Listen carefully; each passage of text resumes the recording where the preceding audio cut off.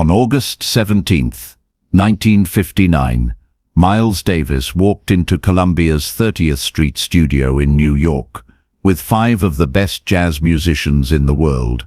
They were there to record what would become the most important jazz album ever made. None of them had rehearsed. None of them had seen the music before that day, and Miles had no intention of letting them practice before they recorded. What happened over the next 2 days, barely 9 hours of actual recording time, created an album that has sold over 5 million copies, influenced every genre of music that came after it, and is still selling today, 65 years later. The album was Kind of Blue, and the story of how it was made proves that sometimes the greatest art happens when you don't have time to overthink it. The musicians who showed up that morning were not unknowns. This was arguably the greatest lineup of jazz talent ever assembled in one room. John Coltrane on tenor saxophone, already recognized as one of the most innovative players in jazz. Cannonball Adderley on alto saxophone, a powerhouse player with a sound that could fill any room. Bill Evans on piano, a perfectionist who approached music like a classical composer.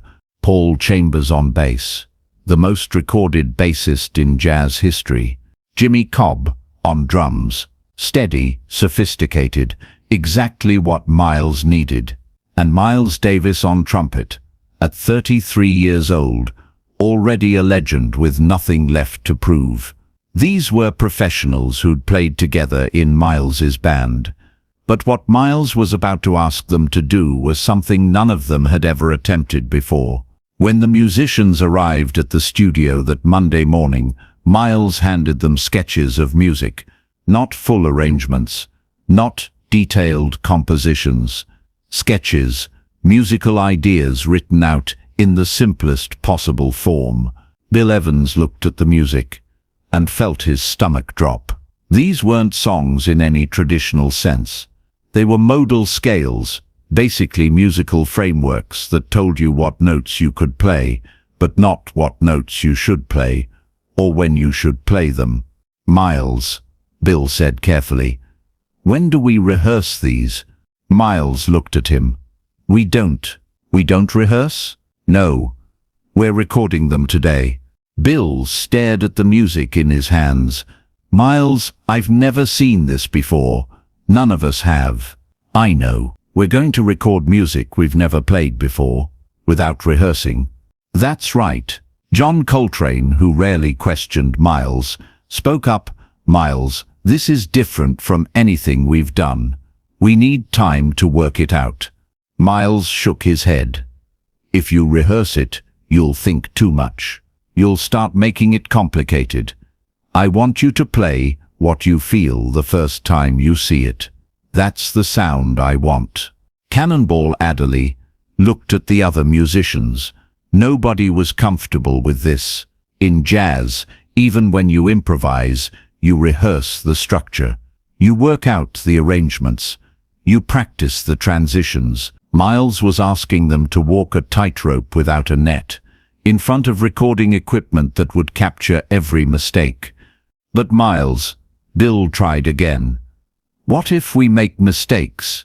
There are no mistakes, Miles said. There's only what you play. Now let's record.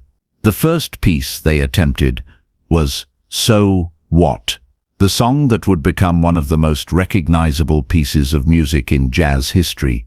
Bill Evans sat at the piano, looking at the sketch Miles had given him. It was barely 2 pages. A simple bass line, a modal scale, and the instruction, play what you feel. The red recording light came on. Miles counted them in, and they played. Bill's hands were shaking slightly as he started the introduction. He'd never played this before. He was making it up as he went, trying to follow the sketch while also creating something beautiful. The bass came in, Paul Chambers playing the iconic 2-note figure that would define the song. Then the horns, Miles and Coltrane and Cannonball, all playing a melody they'd just learned minutes before. And then the solos started. Miles went first, playing with that distinctive muted trumpet sound, exploring the modal scale like he was walking through a house he'd never been in before, discovering rooms as he went. Then Coltrane, his tenor saxophone pouring out phrases that seemed to come from somewhere beyond conscious thought. Then Cannonball, his alto bright and singing, finding melody in the spaces Coltrane had left. The whole time, Bill Evans was accompanying them, making up his comping on the spot, supporting each soloist while also creating his own musical architecture. When the take ended, there was silence in the studio. Producer Teo Macero, who'd worked with Miles before and thought he'd seen everything, sat in the control room with his mouth open. "That was the first take?" he asked through the intercom. "Yeah," Miles said. "You want to do another one?" Miles looked at the band. "What do you think?" John Coltrane was staring at his saxophone like he couldn't quite believe what had just come out of it. "I don't know if I could do that again." "Then we're done," Miles said. "That's it?" Bill Evans asked. "We're keeping the first take." "Why wouldn't we?" "Because it was the first time we'd ever played it." Miles smiled. "I know, that's why it's perfect." What Miles understood, and what his musicians were beginning to realize, was that the first time you play something, before you've had time to analyze it, or perfect it, or make it technically flawless, you're playing from pure instinct. You're not thinking about what the right notes are, you're just playing what the music makes you feel. That's the sound Miles wanted. Not perfect, not polished, just real. They recorded Freddie Freeloader next. Another modal piece, this time with a bluesy feel. Again, no rehearsal. Again, first take. Wynton Kelly, who'd replaced Bill Evans on piano for this track, asked the same question Bill had asked. "We're really doing this without rehearsal. Trust me," Miles said. By the second song, the musicians were starting to understand what Miles was doing. He wasn't just recording an album. He was capturing something more ephemeral, that moment of discovery when you're playing music for the first time, and everything feels possible. Blue in Green was different. It was slow, contemplative, almost like a meditation. Bill Evans, who may have co-written this piece with Miles, they never quite agreed on who wrote what, approached it with the reverence it deserved. When they played it, the studio felt like a church. Every note hung in the air. Every silence mattered. First take. Kept it. All blues came next. A 6/8 blues that gave each musician space to explore. Coltrane's solo on this one was stunning. He took the simple blues form and turned it into something almost spiritual.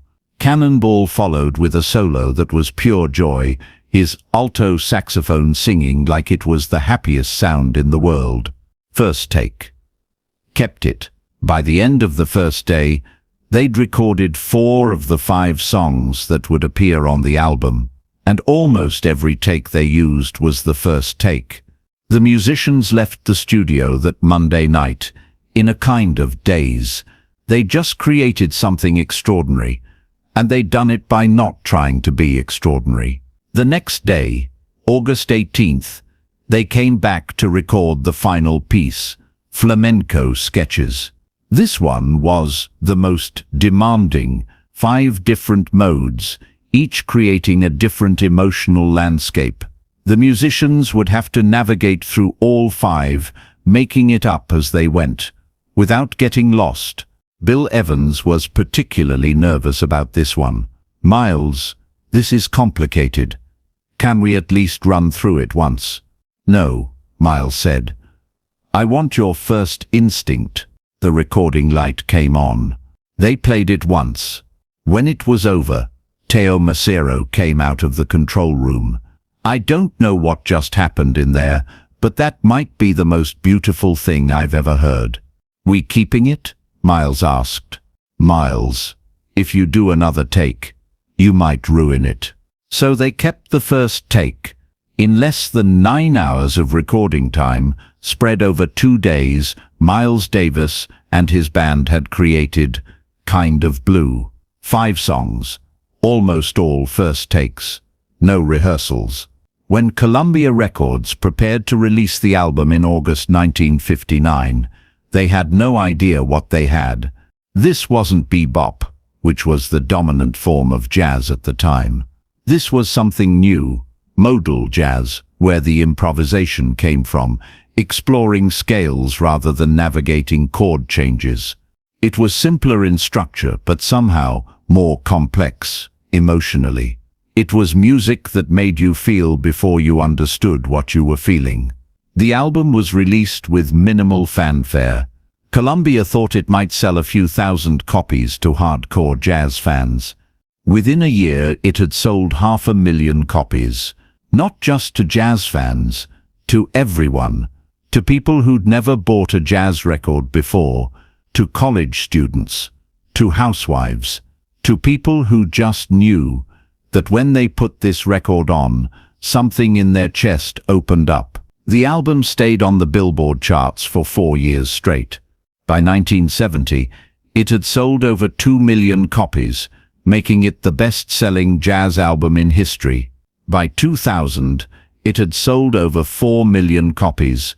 Today, it's sold over 5 million copies.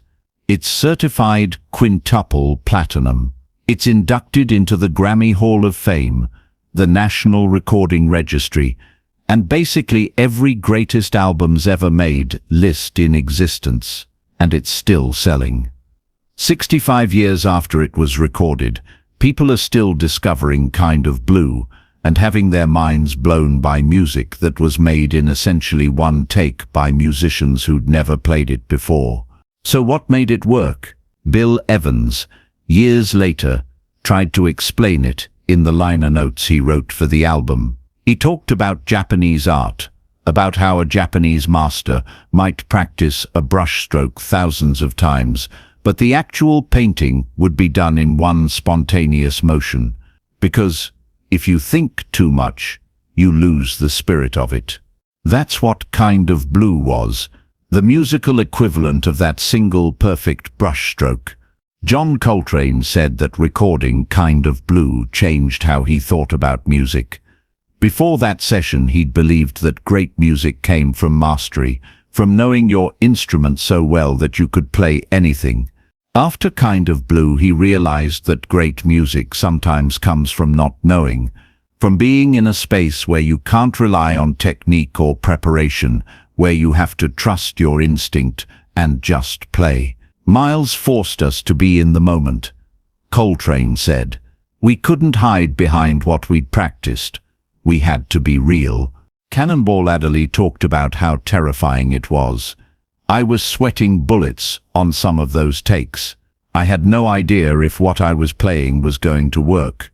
But there was something about that fear, that edge, that made the music alive." Jimmy Cobb, the drummer, put it simply, "Miles knew what he was doing. We were scared. He was confident.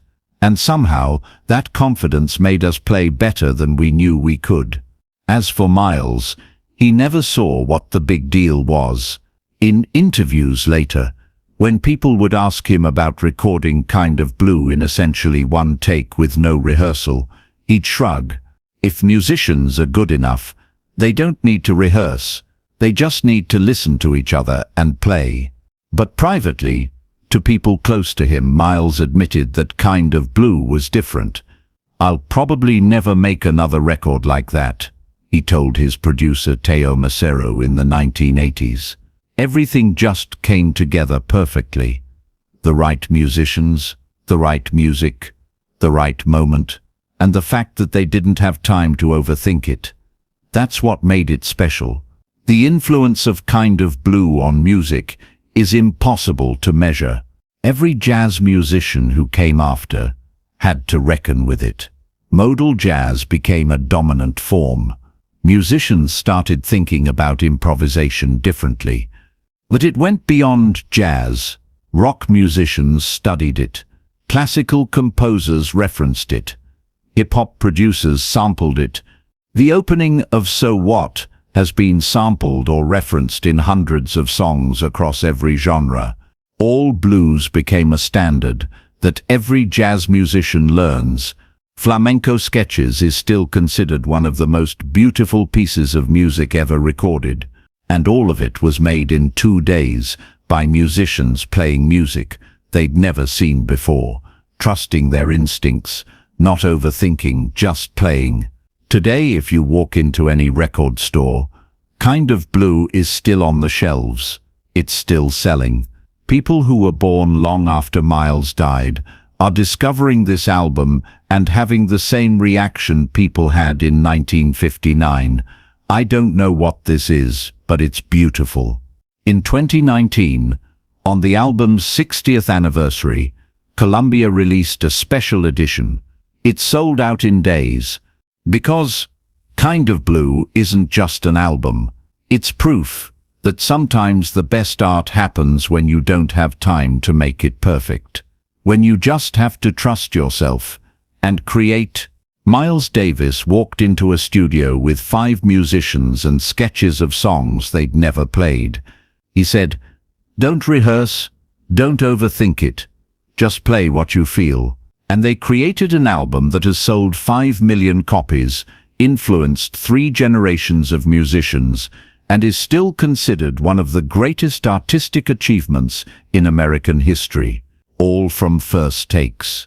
Subscribe for more stories about artistic risks that paid off, about trusting instinct over preparation, and about the albums that changed music by breaking every rule about how music should be made. Because sometimes the greatest achievements come not from practicing until it's perfect, but from trusting yourself enough to create something real.